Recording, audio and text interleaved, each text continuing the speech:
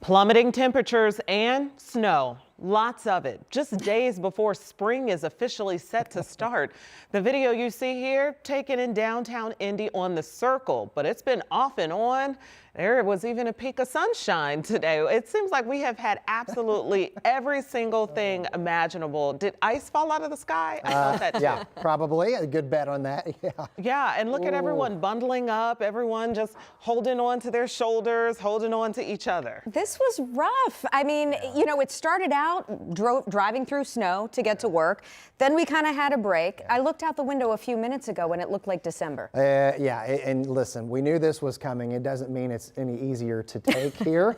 And it just, March can be cruel this way, and that's what we're dealing with. Yeah, yesterday we had temperatures in the mid 70s. And last night we had the batch of storms that caused some pockets of damage. And you want to talk about March Madness? Yeah, that's what we've got. The brackets are up, and there's some folks, some hardy folks here that are actually up there right now filling out the brackets on the JW. Kudos to the crew there because they're dealing with the elements. 29, a west-southwest wind at 25. You better believe it has some big-time sting to it. So what you're looking at on live Doppler 13 radar, these are quick hitters, mostly not going to amount to much. However, what we'll be watching as we go through the evening is temperatures as they slide down into the middle teens.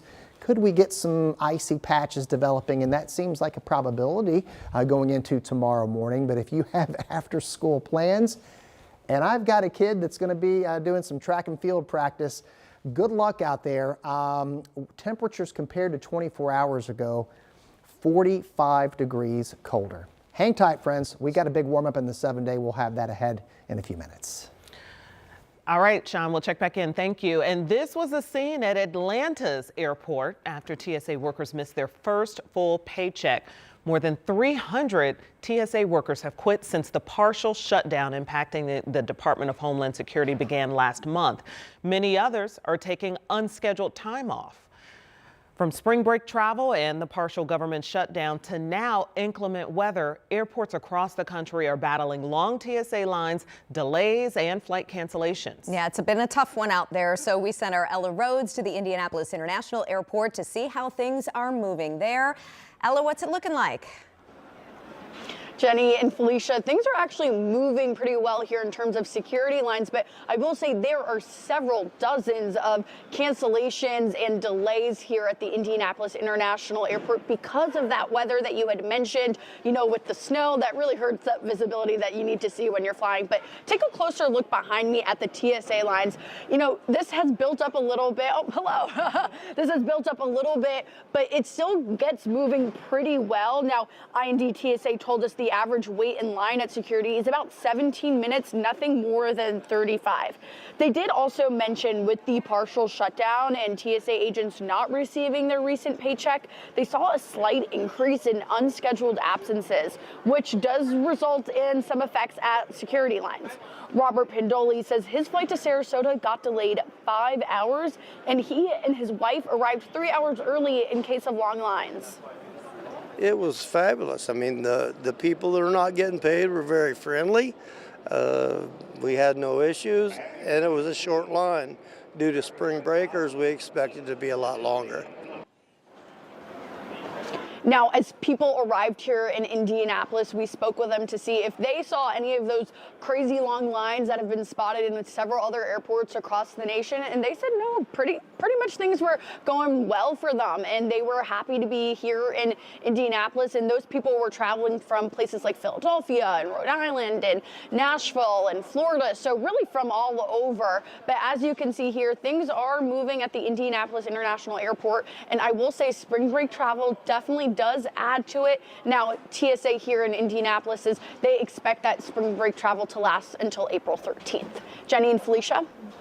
All right, Ella, thank you so much. Ella reporting live at IND.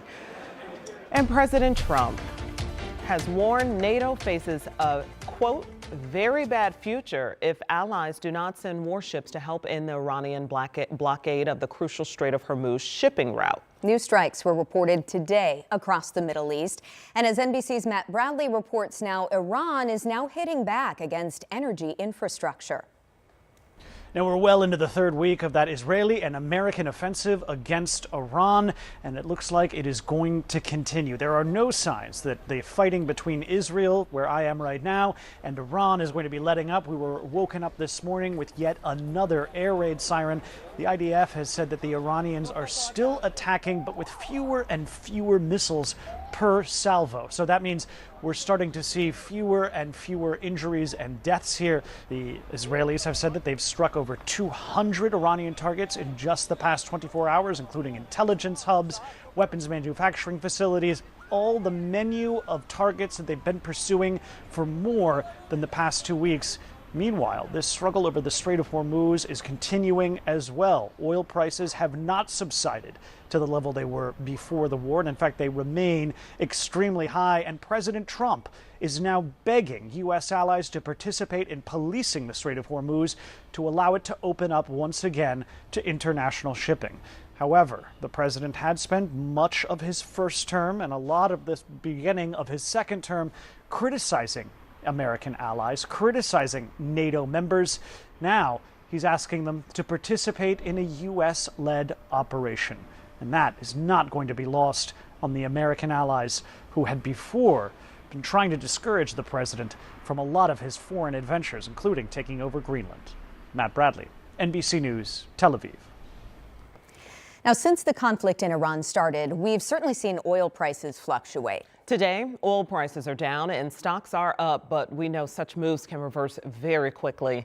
13 News reporter Emily Longnecker is here to talk about how that impacts consumers and where else we could see prices rise. Yeah, ladies, well, you know, a month ago here in Indiana, the average price for a gallon of unleaded gasoline was $2.80. That price is now up by almost 70 cents. That is according to AAA. And depending on how long the conflict lasts in Iran, economists say rising prices could spread to other areas of the economy. One of those areas, what you pay for food, both at the grocery store and when you go out to eat. Economists say there's a few reasons for this. When gas and diesel prices go up, running farming equipment gets more expensive. So does the cost of shipping. And those higher costs find their way into what we pay for food too.